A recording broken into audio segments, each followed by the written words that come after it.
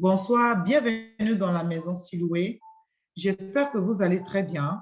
Pour ma part, tout va bien. Et aujourd'hui, nous sommes dans la maison Siloué, dans le secret d'Esther. Aujourd'hui, le thème que nous allons traiter ici, c'est sur comment se faire localiser en tant qu'une une femme célibataire ou un homme célibataire. Comment se faire localiser?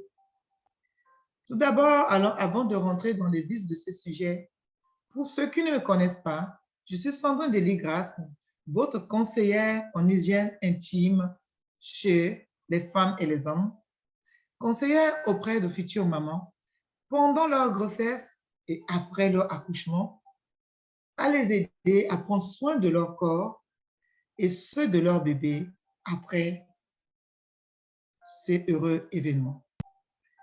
Aujourd'hui, nous allons parler des stratégies, comment se faire localiser en tant qu'une jeune fille célibataire, en tant qu'un jeune célibataire qui veut localiser une femme de destinée pour sa vie. Ces stratégies, souvent, nous ne savons pas. Du moins, beaucoup de femmes ne savent pas. Du moins, beaucoup de garçons ne savent pas. Quand on est encore jeune, on se cherche, on a peur de tout le monde. On a peur même de se parler à un inconnu. On a peur de rencontrer, voilà, on ne sait pas si c'est la bonne personne, si ce n'est pas la bonne personne. Comment se faire localiser? Comment se faire localiser? Et comment éviter également ceux qui sont des loups, des louves. L'histoire qui me fait souvent beaucoup challenger quand j'étais moins jeune, qui m'attirait beaucoup, qui m'aidait beaucoup à rêver de mariage. J'aimais beaucoup voir les mariages royaux. Quand j'étais jeune, pour moi, quand une dame se marie à l'église, même si je n'étais pas conviée dans ce mariage-là, je viens me squatter, regarder la mariée, admirer la mariée. Et quand je la voyais, j'ai dit, ah, elle est belle. Je continue à contempler cette mariée-là et à dire merci Seigneur, je crois et je sais que mon histoire sera comme celle de cette dame qu'on a amenée à l'église. Je revenais de l'école pour moi partir de le chemin de mon école est devant la mairie. Et à l'époque, il y avait le mariage chez nous le samedi et le vendredi. Et le samedi matin, nous avons cours. Et à débauche à sortie de l'école, les mariages. Je fuyais même l'école pour venir me planquer devant la mairie, voir toutes les mariées qui vont défiler, les robes, les décorations, les voitures et autres. Ça me tirait beaucoup. Ça m'attirait beaucoup et pour moi, c'était un moment de plaisir pour moi. C'était un temps où je contemplais Dieu en travers les robes de Marie. Je contemplais Dieu à travers les robes de Marie. J'étais pourtant toute jeune. J'avais l'âge de 13 ans. Et pour moi, le mariage est un don qui est vraiment à part pour moi. C'est un don sacré. Et je m'intéressais beaucoup. Et petit à petit, petit à petit, c'est un temps qui est inné à moi.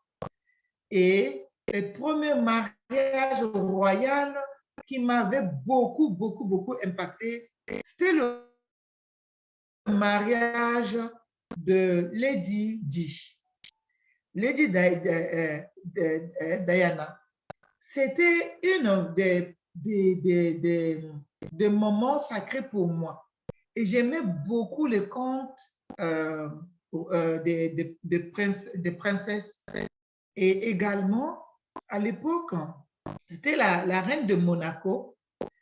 La reine de Monaco était ce temps pour moi, à chaque fois qu'il y a un événement, j'ai regardé, je me mettais là au coin de la maison pour regarder la télé précieusement et je commençais à me comporter comme une princesse, c'est-à-dire comme une princesse. Ce que je faisais, ce que je n'acceptais pas, qu'un garçon me donne de l'argent.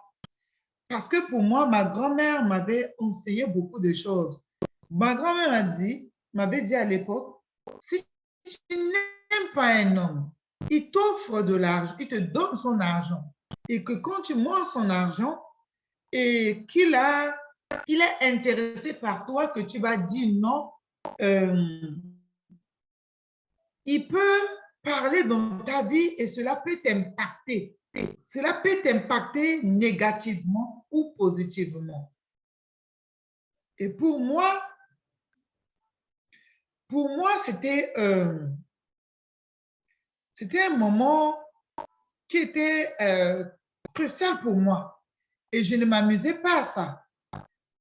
Je n'aimais pas aller dans le noir discuter avec les garçons. Le temps d'échange avec un garçon, c'est pendant le jour où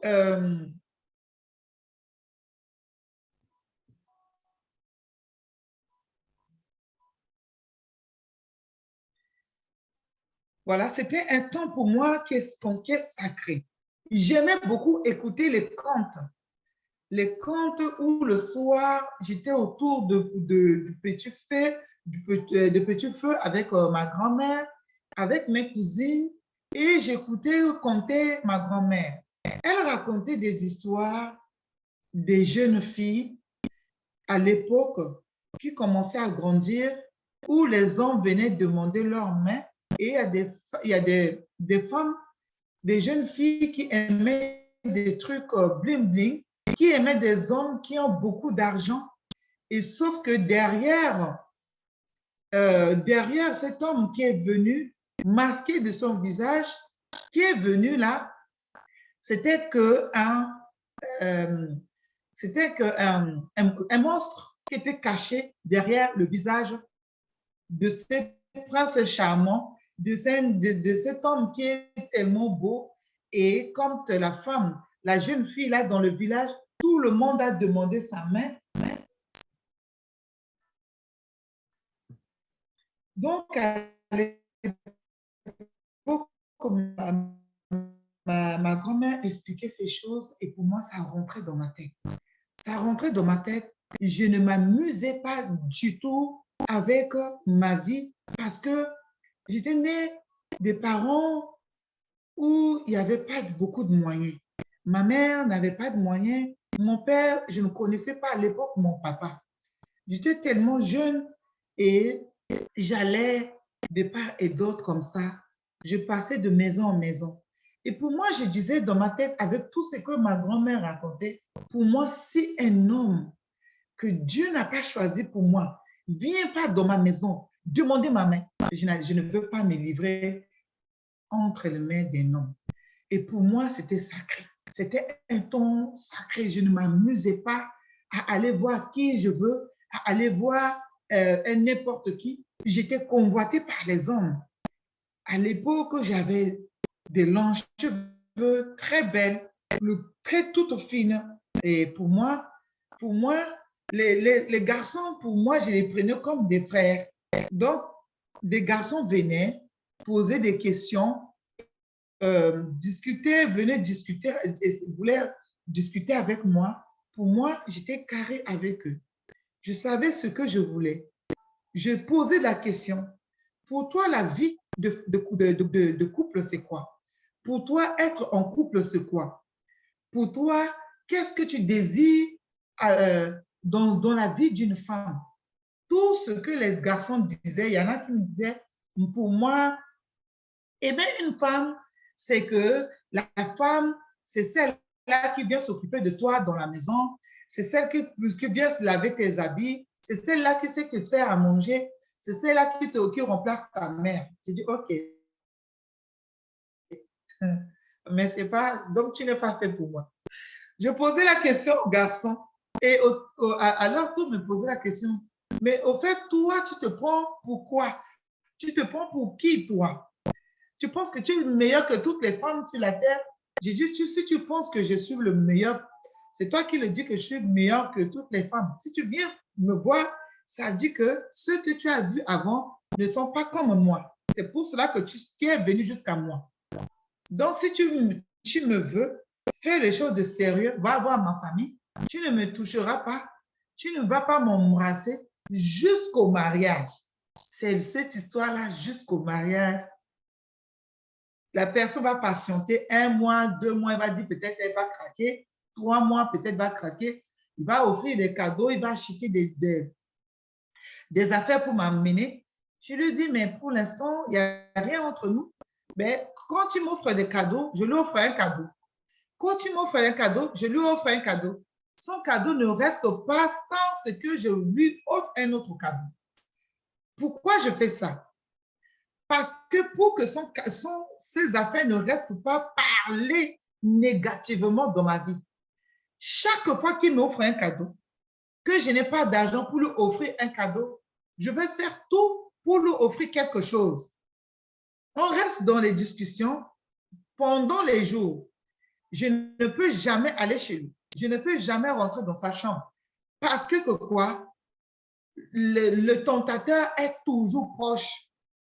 Le tentateur est toujours proche. Tu peux tomber dans les pièges. Comme on dit le nom, les pièges, tu ne peux pas être celle-là qui va maîtriser son corps jusqu'à la fin. Donc, pour moi, c'était comme ça. Et petit à petit, je grandissais. À l'âge de 15 ans, j'ai rencontré un jeune garçon et ce jeune garçon était que quelqu'un que je connaissais dans ma famille, que des cousins lointains et tout. Et on a cheminé ensemble. Jamais il m'a vu nu, jamais il m'a vu dans sa chambre, jamais. On marchait on fréquentait l'école ensemble, on est dans le même quartier, on discutait, on échangeait. Moi, je lui donnais toujours des conseils. Et à l'époque, à un moment donné, j'ai dit, bon, si ça ne va pas, je deviens sœur. Mais petit à petit, quand je commençais à comprendre que moi, je n'étais pas appelée à devenir bonne sœur, j'ai commencé à me consacrer dans la parole de Dieu pour dire au Seigneur, je suis d'abord ton épouse. Je me suis consacrée au service de l'Éternel. Mais ce garçon était toujours là en train de cheminer avec moi. De l'âge de 15 ans jusqu'à mon 18 ans, j'ai mis fin. J'ai mis fin à cette relation-là comme ça. Il n'a pas compris. Je lui ai dit, je ne peux pas continuer à nourrir cette relation en sachant que toi, je vois les destinées que tu es en train de mettre, d'amener. Pour toi, tu veux que je sois ta copine, sauf que tu es appelé à être prêtre. Tu veux rentrer au séminaire. Je pense que ton appel, ce n'est pas d'être avec moi. Je commençais à le conseiller. Pour lui, il veut toujours être ce petit copain pour moi. Pour lui, il veut être un petit copain. Pour lui, il veut être celui-là qui veut partager ma vie sans être sérieux. Sans être sérieux, sans faire des choses sérieuses. Sans faire des choses sérieuses. Et j'ai vu cela, ça peut être ça peut être mauvais comportement pour moi, ça peut être des choses pas bien pour moi. Et qu'est-ce que j'ai fait? Je l'ai arrêté très, très vite. Je l'ai arrêté très, très, très vite. Au bout de, bon, on dit très vite, au bout de 3 années, 2 années, j'ai coupé. Donc, on discutait, je le conseillais plus. sur ce plan spirituel et autres. Entre-temps, il y a des tontons qui venaient chez nous. Il y a des amis à mon oncle qui venaient chez nous. Ces amis à mon oncle qui venaient à la maison sont des loups dans la bergerie. Sont des loups qui viennent chercher, qui viennent pour dire qu'on vient voir notre ami, mais il vient seulement pour convoiter la petite fille qui commence à grandir à la maison. Dire, voici, va prendre de l'argent sur ton tonton, tu amène cette affaire chez ton tonton. Et un jour, un des tontons, quand je suis arrivé chez lui, il a fermé la porte sur moi. Il a dit, tu sais, ne m'appelle plus tonton. J'ai toutes les choses. C'est un homme qui est,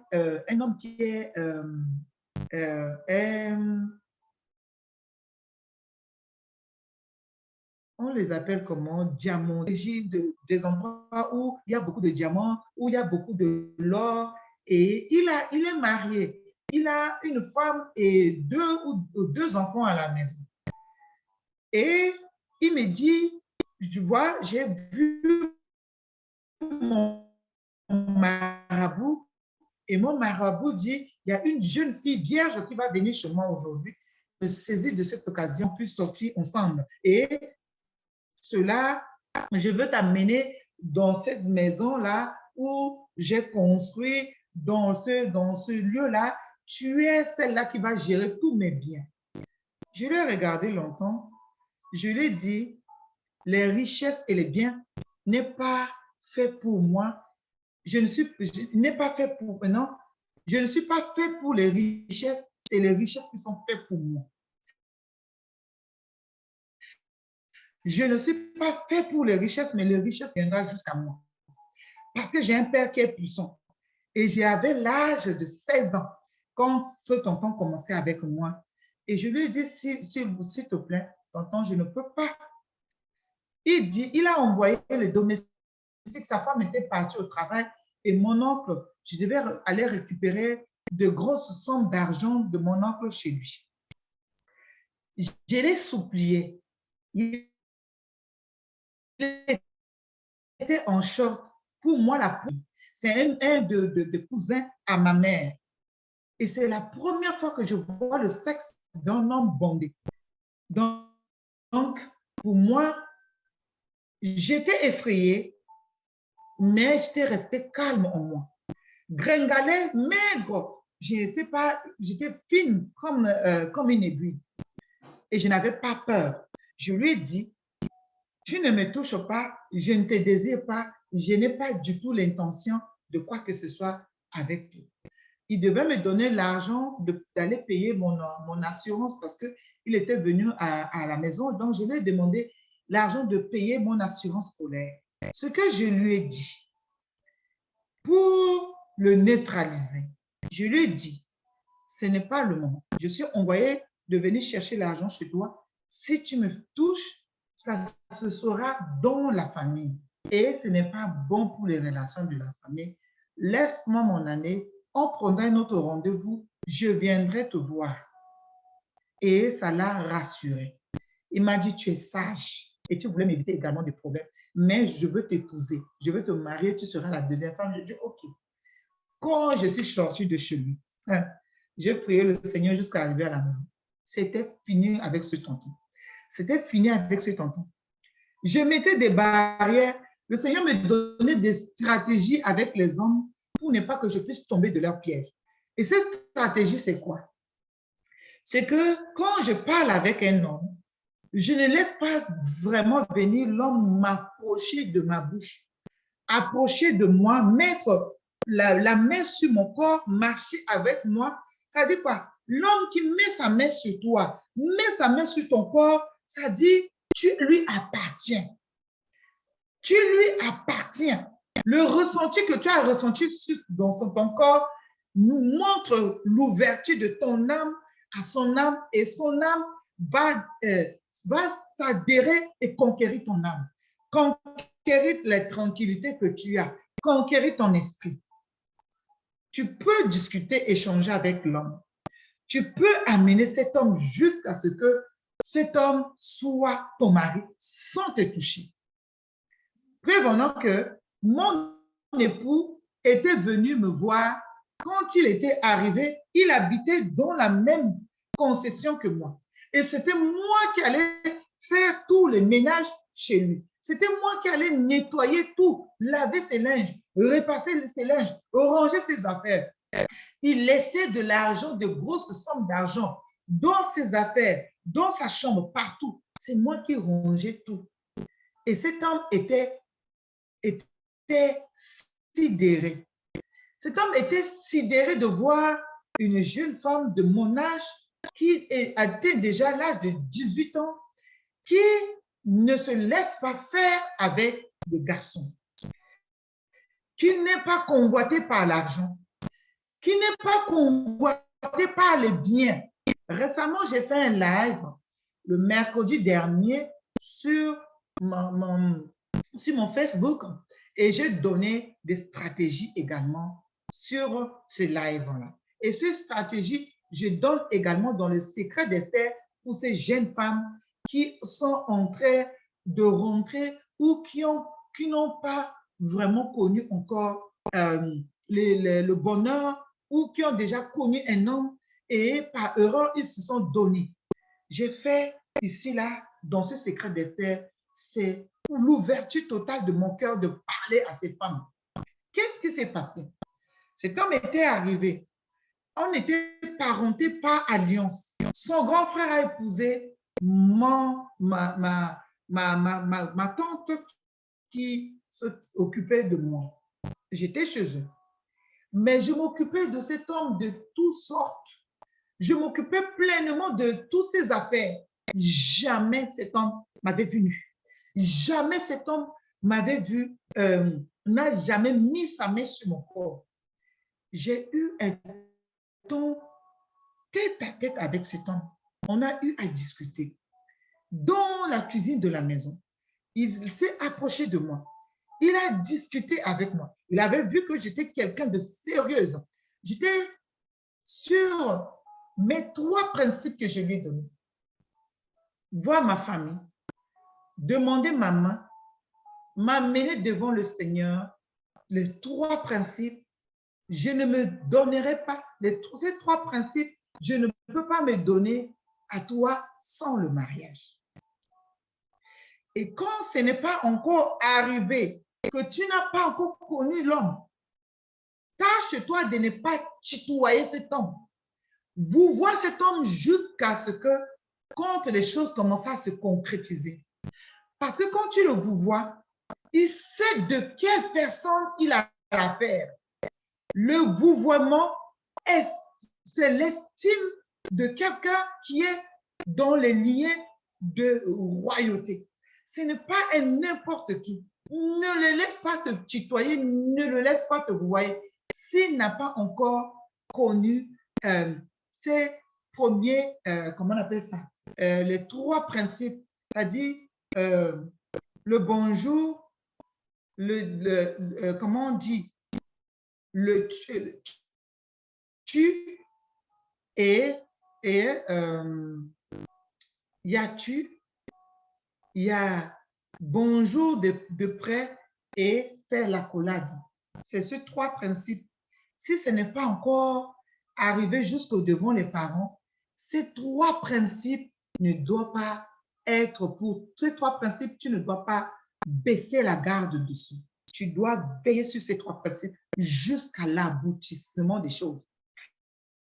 Et avec tous ces 3 principes, tu dois être dans la présence du Seigneur. Parce que c'est lui qui est le premier mari qui va te garder jusqu'au mariage, qui va garder ton cœur devant les tentations, qui va garder ton cœur devant les petites choses. Donc, cet homme venait à la maison, était à la maison. Je m'occupais de lui, de la nourriture, de ses linges, d'aller faire ses petites courses. Également, je m'occupais de la maison. Mais je ne me suis jamais laissé faire. Le soir, il venait dans la maison familiale où tout le monde était parti se coucher. Je repassais les linges. C'est là ce temps que j'ai discuté avec cet homme. Et un jour, il m'a invité de venir dans son salon privé. Et j'ai demandé à ma tante, Elle m'a dit, va, mais tu fais attention. J'étais venue. On a échangé. On a échangé ensemble. Quand on échangeait, il voit ma manière de le regarder. On nous a donné de l'éducation. L'éducation que j'ai reçue de ma grand-mère m'a beaucoup protégée. Je ne le fixais pas dans les yeux. Quand il parlait, j'avais la tête baissée. C'est-à-dire, la tête baissée veut dire, tu ne donnes pas encore l'autorisation à la personne de venir à la personne du tout. Baisser la tête dans le monde européen veut dire refus de parole. Refus de parole. Mais dans nos cultures en Afrique, ça dit que c'est le signe de respect. C'est le signe de respect. Quand tu uses de parler, de finir de parler, je place seulement un mot. C'est un mot-là, c'est des mots réfléchis, concrets. S'il me dit, tu as un copain, est-ce que tu fréquentes un homme? Est-ce que tu discutes avec un homme? Qu'est-ce que tu fais de ta vie? Je suis étudiante, je pars à l'école, je rentre à la maison, je m'occupe des affaires de ma tante. Et si tu veux savoir, parce qu'à l'époque, j'étais quelqu'un qui était vierge, si tu veux savoir, connaître un peu plus, pose la question où tu veux approcher de ta tante qui est infirmière ou sage-femme, elle peut te dire un peu plus. Ça, ce sont des codes que je lui ai donnés pour ne pas lui dire que je n'ai pas un copain, je ne connais pas, pour pas de rentrer trop dans cette discussion-là. Je m'arrête là. Mais à l'heure d'aujourd'hui, les filles d'aujourd'hui, que le monde ne sont plus pareils, que les choses sont changées, que les choses n'ont plus de sens comme avant, si tu veux du sérieux, ou tu as déjà connu un homme, ou ta vie, tu vois que ce n'est pas ça et que tu as arrêté et tu veux aller de l'avant, je veux te donner cette stratégie. Aide avec toi une carte de visite. Tu peux échanger avec cet homme avec les moyens modernes. Tu peux communiquer avec cet homme avec le téléphone.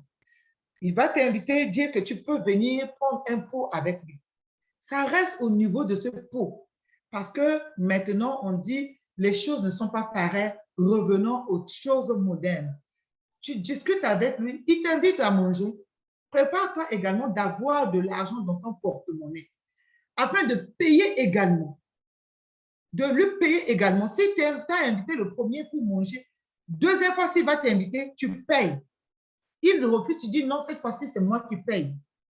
Il va savoir que ce n'est pas n'importe qui. C'est quelqu'un qui connaît le code de la vie et le code de la nature. Et il va avoir le respect pour toi. Vous discutez des choses, des projets.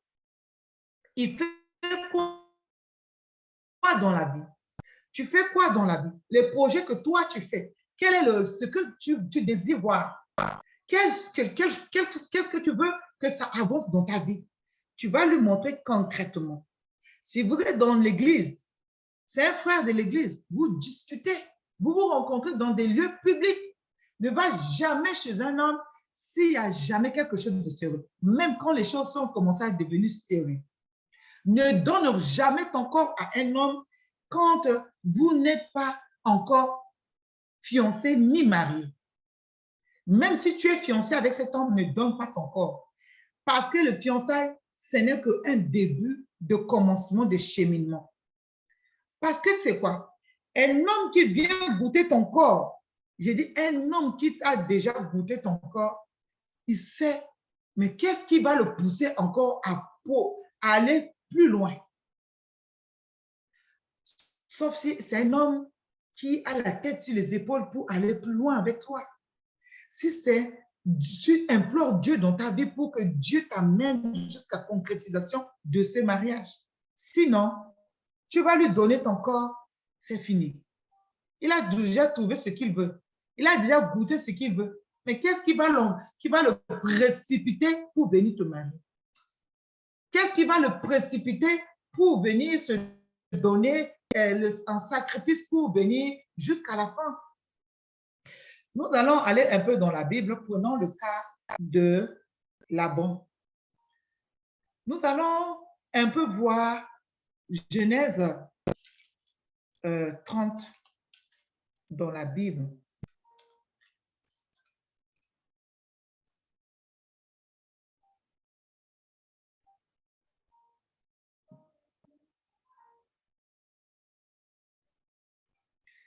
Nous allons dans la Bible. Genèse 29. Genèse chapitre 29, verset 28. Quand Jacob travaillait chez Laban, il voulait pour femme Rachel. Et dans le coutume hébreu, à l'époque, juif ou hébreu, on ne peut pas célébrer le mariage de la petite sœur, pas avant le mariage de l'aîné. Jacob a pu travailler pendant longtemps, 7 années consécutives. Il a travaillé pour qu'il puisse avoir comme époux Rachel. À sa grande surprise, le papa va tromper Jacob pour lui donner Léa, où il n'a pas désiré cette femme. Qu'est-ce qui va se passer? Pour Léa, pour Rachel, Laban lui dit, si tu veux épouser Léa, travaille encore 7 années de plus et au bout de cette 7e année, tu auras Rachel. Quand un homme te désire, quand un homme est attaché à une personne, il va attendre. Il va attendre jusqu'à atteindre le but de ce qu'il veut. Si l'homme-là est choisi pour toi, si l'homme-là est fait pour toi, il va attendre jusqu'à la concrétisation de ces choses. Il va se donner la peine pour travailler, pour t'avoir en tant que femme. Mais si l'homme te connaît déjà, l'homme a déjà goûté ton corps, l'homme sait le plaisir, tout le plaisir, tout le 4 recoins de ton corps, c'est fini. Je dis c'est fini. Il va faire quoi? De quel effort? Si vous souvenez-vous, si Rachel avait vu ce que son père a fait, se jette dans le bras de Jacob, vous pensez que Jacob va se donner de la peine 7 années de plus, c'est-à-dire 14 ans, pour attendre jusqu'à épouser Rachel? Non. Nous allons le lire. Genèse 29, verset 28. Jacob fit ainsi. Alors, je peux monter un peu plus loin. Le verset 26 dit, Laban dit, ce n'est point la coutume dans ce lieu de donner la cadette avant l'aîné. Achève la semaine avec celle-ci et nous te donnerons aussi l'autre pour le service que tu feras encore chez moi pendant 7 nouvelles années. Pendant 7 nouvelles années. Jacob fit ainsi. Verset 28. Jacob fit ainsi. Et il acheva et il acheva la semaine avec Léa. Puis Laban lui donna pour femme Rachel, sa fille. Et Laban donna pour servante à Rachel, sa fille, Rachel, sa fille, Bila, sa servante. Ça dit quoi? Jacob sait ce qu'il désire. Jacob sait l'identité de cette femme. Jacob sait la capacité de cette femme. Jacob sait l'importance de cette femme. Et Jacob va se donner pour époux de travailler dur, de conquérir la vie de Rachel. Il a travaillé dur pour conquérir Rachel. Si un homme t'aime, si un homme est fait pour toi, il va rester jusqu'à la fin.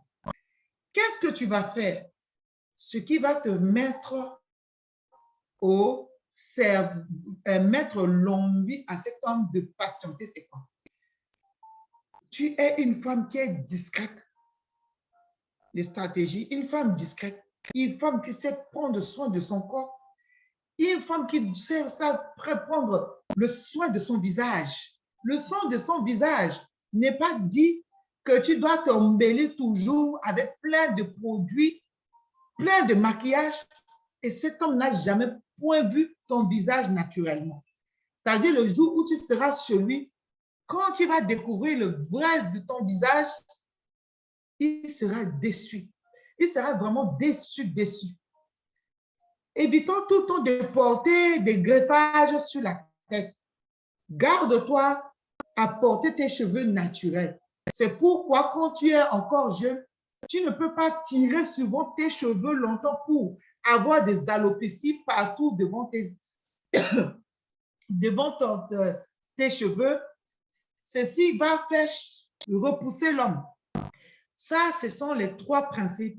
Toujours se faire belle, parfumer son corps avec des parfums naturels.